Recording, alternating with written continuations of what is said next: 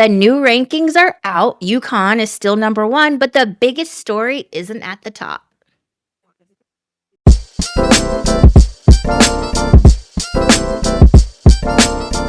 And that's what we're talking about today, the new AP Women's College Basketball poll. We're going to break that down because there's been some shifts and not so shifts. And blah, blah, blah. Anyway, this is Club Hoops podcast. I'm Natalie Franklin, I'm Gregory Franklin. and this is a father-daughter podcast about women's basketball. So welcome if you're a first timer, and welcome back if you are a repeat offender.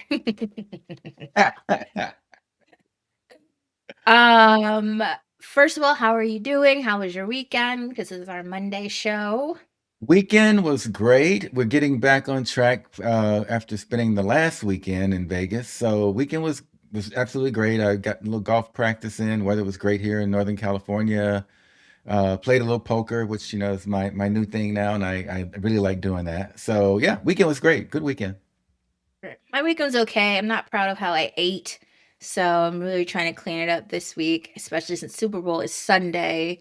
Yeah. Um, Who and you then got? Who you hopefully, got? Who you got? Who you got? I have that the NFL script has the Patriots to win. Okay, okay. I am there as well, particularly given that point spread of 4.5.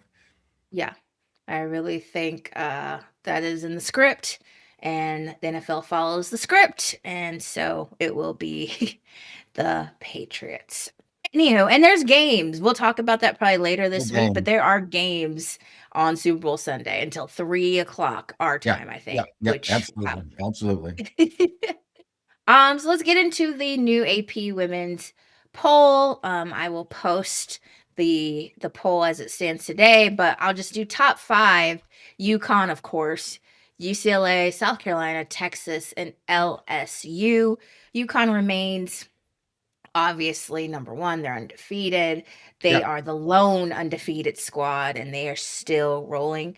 I will link it below, but we did an episode on their last game against Lady Vols, where they had a tough first half, but came back in the second half and showed us why they are UConn. So, again, another non-story, another blowout. Congratulations, UConn. We're gonna have to wait till about March to get them some competition, right? Because they're in a whole different conference.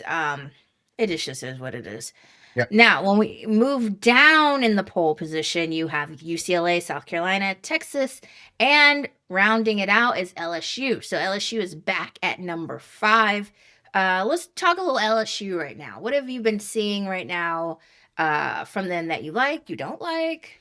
yeah. Well, let me say this. I know our show, we gave them a hard time for the quote unquote cupcake type schedule. We They did had, not. We actually did not. I We thought actually we we point, didn't. We make fun of them because it's fun, but we also acknowledge that Kim Mulkey has had a quote unquote cupcake schedule. She knows what she's doing. right, We right, gave them right, a hard time when they lost games because they were right, games they shouldn't have lost. But I right. would like to go on the record. We have never clowned Kim Mulkey for No, having no, it. no. Fun. I've thrown fun shade, but I'm That's right. not one of those that's like, how dare you not have No, no, no, no, no, competition? no, no, no, no, no. We didn't go there that far with it. I mean, yeah, you're Yeah, right. It yeah, was fun shade. No, I get that. yeah. I wasn't trying to make it more than what it was. But here's Well, my there are point. people out there that will interpret that, so I had to be Uh, clear. Don't come for us. all right, all right. Well, let me say that because I've said early on that their schedule was their schedule and they were just kind of getting ready. But here's my thing. I think LSU has found that SEC rhythm now because yeah, they took some losses in the beginning and now they found that SEC rhythm and now they're humming. So I'm gonna say that is my impression of what LSU is doing. Even Kim and her substitutions and her play or strategy on play has normalized for LSU, an LSU normalization. Let me say that. So whatever it was, maybe it was just that they needed to play better competition. Whatever it was that was done, after once the season started in terms of divisional play, is working. So them getting back to number 5 is not, it's not earth shaking. Uh, if they go up some more, that will be a bit, earth shaking, I think, for some. But no, I think they've hit their stride. I think as we get closer to March, they're only going to get better because that's what they live for. They Right. live for March. So no, I think they're moving in the right, they're trending in the right direction. Right, and they play Texas on Thursday, to your point of they might go even higher in the rankings. It Yeah, will be a rematch. If you remember, they have already beaten Texas. I suspect Vic will have his team more prepared this time. And if they do end up losing, we won't hear the same reasons and excuses about the SEC being against Texas. yeah, But I think it will be a interesting game to see how Texas adjusts from that the first time they met this season. yeah, So yeah, I agree with everything you said about LSU. It seems like they've got the kinks worked out. They yeah, also have a pretty young team, thus why they had a softer schedule because Kim Mulkey wanted to see kind of what she was working with. yeah. So I agree with you what you said about LSU finding their footing, especially within the SEC, and they have really I don't want to say improved because they weren't bad. They just had these little wrinkles they needed to iron out, with like rebounding and maybe, finding leadership within that team, right? And Yeah. J stepping up as the leader and her being more consistent with her play and things like that. So I think as we inch our way towards March, you're absolutely right. They'll get better and be even more prepared to play March basketball. And I'll Um, I'll say this. Let me jump in and say this real quick. I know early on I said that the reason the schedule was somewhat soft was to build some cohesiveness, to let the team gel, under, not under a stressful situation, but under sort of a relaxed sort of situation. I think a big part of that maturity effort that she, like you said, it's a young team that she was taking them through was okay, now that you've seen, you've played teams that are probably not like we're going to see in our season, and now we're playing teams that, we really, really need to play, like our LSU team historically has played. I think that has made that team and those players a lot stronger and a lot more receptive, I think, to whatever it is the coaches are sending in from the bench, because now that team understands how to win. And right. and and with a young team, that's a big factor, right? You have to know how to win. Yeah. Okay. Some nights you may not be the best team, but you may know how to win. And Yeah. I think, shout out to Kim. I love Kim. Shout out to Kim for, what she does, with the Jedi mind trick kind of thing to get players to perform at their highest level. Right. Agreed. Louisville also rose to a season high ranking of number 6. Louisville has always been my sleeper team. I felt like their ranking was too low. I think 6 is a great ranking for them and the talent on that team. I enjoy watching Louisville play. So them being number 6 over Vanderbilt, which we'll get in, does not surprise me. Again, they've got just like every team. This can shift, right? We're always talking about how the rankings can shift. But Louisville being ranked number 6 is a good ranking for them. It is. It's their ranking was misleading, and maybe other teams saw that ranking and didn't play them accordingly. This is a very good basketball team. I always say when I'm talking about Louisville, because people like to do it with Michigan and UConn, Louisville almost beat South Carolina. Yeah. No easy feat. Even Yeah. like you like to say South Carolina, even on their worst day, is still South Carolina. Go South Um, Carolina. yeah, so I like Louisville at number 6. Hopefully they can keep playing well. Yeah, I'm happy for that squad. Yeah. I think the thing with Louisville, the beautiful thing about Louisville is coming into this, it's kind of like, hey, I'm sure they were thinking is, hey, we have nothing to lose here, guys. They think Mhm. our opposing teams, they believe that we're not, a good team. They may think we're a decent team, but we'll get an opportunity, if I'm Louisville, to surprise some teams. And they have with their play. Right. So yeah, good job, Louisville. And then, Michigan and Ohio broke the top 10 this week. We talked about Michigan, like I just brought them up with UConn. Their issue is that they're a young team as well, and they're working on consistency. They're not really winning the games. Not to say they're not winning the games they're not supposed to, but they'll play a great game one game and then the next game, for example, with Washington, they're getting blown out, or they'll play, let's just say even UConn, take them, to the brink, and now we're going in double overtime with Oregon. So they're very schizophrenic in that Yep. way. Yep. Still a great ball team, obviously, but if they can just be consistent, I think they'll continue to, like what your point of LSU, they'll continue to improve too. Yeah. I like Michigan and Ohio for the simple reason that they're difficult to game plan for. And I think when Michigan shows up, you reflect on those their wins, but you also reflect on, if you're an opposing team, you reflect on those games that they almost won Right. because they play hard from the beginning, from the beginning tip to the last horn. And you as an opposing coach, you have it's difficult to game plan for that because you don't know which Michigan team you're gonna get one of the good ones because there is no bad Michigan team that's gonna show up. Right. But which one do I game plan for? Or do I Exactly. game plan for all of them? I don't know. But I like Michigan in that regard, and I really hope that they do move up a little bit. Right. Are we game playing for the Michigan that's going to shoot the lights out? Are we game Yep, playing for the Michigan that's going to D us up? Which Michigan is it today? yep. And it's hard to plan for every Michigan that's there. Right. So, Right, exactly. Before we move on, just a quick note that the SEC has a record-setting 10 teams ranked in the poll. It's the most in AP top 25 history. So we have South Carolina, Texas, LSU, Ole Miss with an historic climb. Right now, they are at number 13. Alabama, Kentucky, likely in the mix based on recent history, and so on and so forth. Uh, First, look, Vanderbilt. Vanderbilt's number 7, so they dropped, I yeah. believe, slightly. They lost to Ole Miss. So Ole Miss and Vanderbilt played on Friday. It was a rescheduled game due to weather, and to be honest, Ole Miss was in control of that whole game. I think Vanderbilt woke up eventually in the second half, with Blake's and Aubrey doing their thing, but at the end of the day, it was Ole Miss's game and they got the victory. Ole Miss is another sleeper team. I'm not saying people sleep on them, but they will sneak in through the back door, so to speak. You really have to prepare yourself to play Ole Miss. Coach Yo has her team prepared. They're physical. They're kind of bigger in size. There's not a lot of wimps on that team. They can score, and I just feel like Ole Miss is one of those teams to keep an eye on.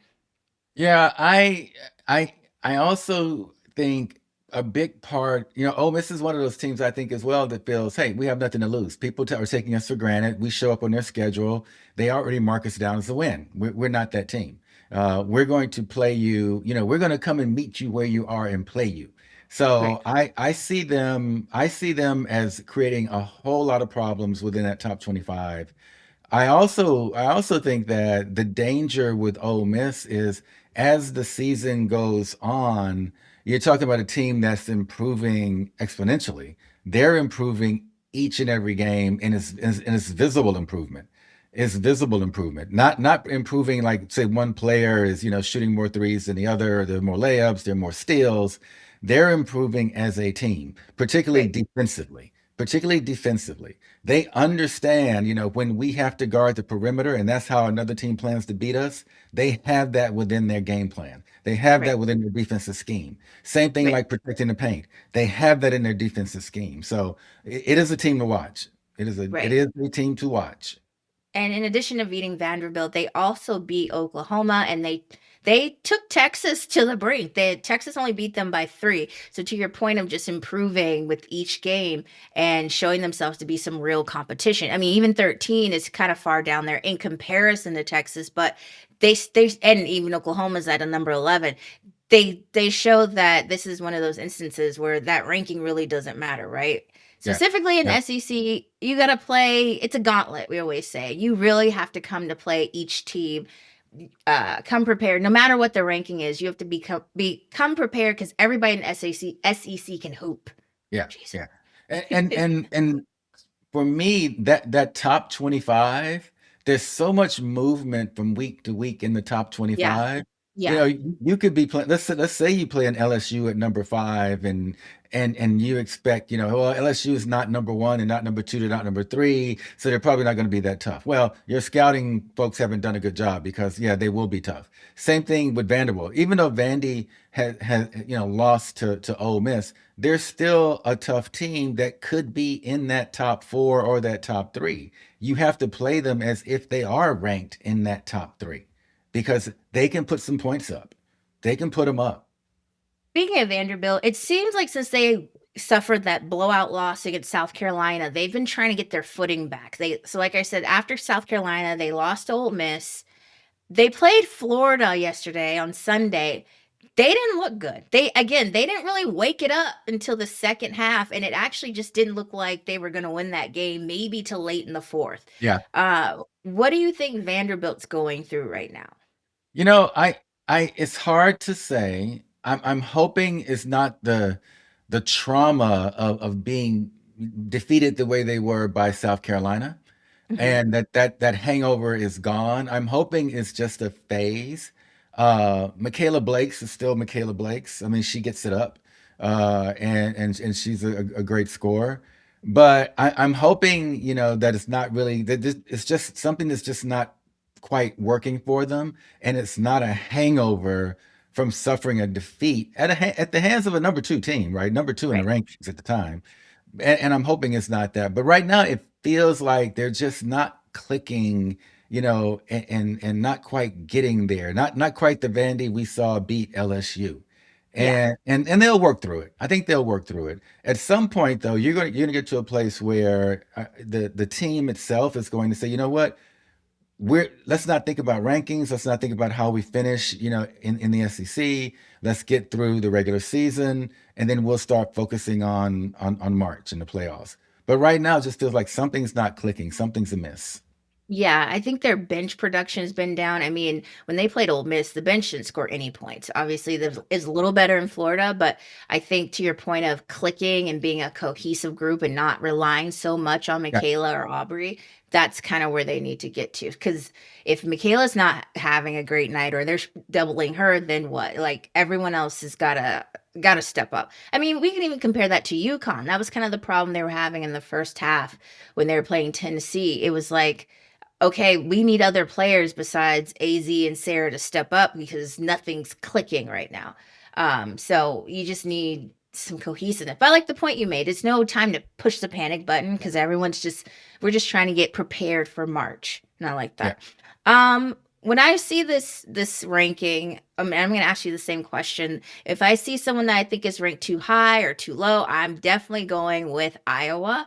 Iowa being number 10 is insane, absolutely insane. Because how y'all can't even beat Iowa State. Y'all got your butts kicked by USC. None of those teams are ranked, certainly not ranked 25. I don't know if USC is even ranked anymore. Like, how are you number 10? We They played UCLA over the weekend. I knew they were going to get spanked. You had some optimism, bless your heart. They don't have any player. It's Hannah and it's Chit Chat. They have no other players over there. And if Hannah's in foul trouble, like she got over the yeah. weekend, you really are stuck. So I'm not sure how they're number 10. Another question I have, even though I do like UCLA, do think they're a quality team, how are they ranked number 2? They haven't really played anyone either. And when they Yeah. did play Texas, they lost. How are they number 2? I don't understand that. Not saying they should be like down there with Iowa or you know what I mean, but like that's why we're talking about the rankings, right? What do these rankings really mean? They give you a good snapshot, but I don't think they tell the whole picture. Because why is it that everyone else has to move but UCLA? I Yeah. don't get it. Yeah. But I'll ask you the same thing. Does anything stand out to you? Too high, too low, something that doesn't make sense? So I will. I'll give you Iowa at number 10. Might be a bit much. Okay. I will say this. It's almost like for me looking at Iowa, because it's a great fan base. It's a great basketball program. I kind of related to like a Shador Sanders moment going to the Pro Bowl. Okay. Shador's numbers say he should not be in the Pro Bowl, but his popularity his popularity and marketability means, okay, let's get him in here. We can get some more, sell some more ads like I'm Roger Goodell. So maybe it's that kind of thing with Iowa. While we could say that, hey, you guys probably shouldn't even be in the top 15, but you know what? We're going to put you at top 10, which is, put you in the top 10 and let you work from there. UCLA, on the other hand, I'm going to take a different position on UCLA. They play in the Big Ten. Okay, as far Mhm. as 10 goes, they're going to dominate Big Ten. They're gonna win that. They're going to win that Big Ten championship, and they're going to be there. I think a big part of the politics of the rankings, you could probably have your top five teams be all SEC teams. I Mhm. don't I don't think that's a good thing, first of all. Uh, so maybe there's some politics at work there, but I don't put a lot of stock in rankings, and I don't think Yes. anyone should, given how fluid the rankings are, how good these teams are. Okay, Mhm. any one of these teams, what could probably rise to the level of number three, Yeah.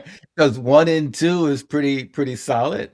So anything below one and two could probably be exceptionally fluid. But I don't look at the rankings and get my mind twisted all around who's there, who's not there below one and two for sure. Mhm. And I just kind of let it play out. I wait for March, because March is when your name is made. Okay, it's how you finish in these tournaments. I love that. Good point. Let us know what you think about these rankings, who you want to see higher, who you want to see lower, not on it, whatever. In the comments, also like, subscribe, and share. I'm sure, like my dad was saying, we'll see things shift even after this Yeah. week. But we just wanted to take this moment to acknowledge what's going on right now. I want to take this moment to hate on Iowa. Just kidding. I really just don't get it. But Yeah. again, like my dad said, these are all great teams, even teams we didn't get to. Yeah. I mean, Duke is number 17, and I had them off rankings earlier, and they've done tremendous work to get back on the rankings. TCU is doing a great job with Olivia Miles. Like you said, there's not a bad team here where I can be like, this really doesn't make sense. What are we doing? But yeah, it's just fun to talk about. But before we wrap it up, any last words? I'll give you one more time on the floor. Oh, no, I am actually done. I can't wait. There's some basketball this afternoon that I want to see. Yes, there So is. I intend to watch those games and enjoy myself. Alrighty. Well, thank for listening or thank you for watching. Again, like and subscribe and share, and we'll talk to you guys later. Bye.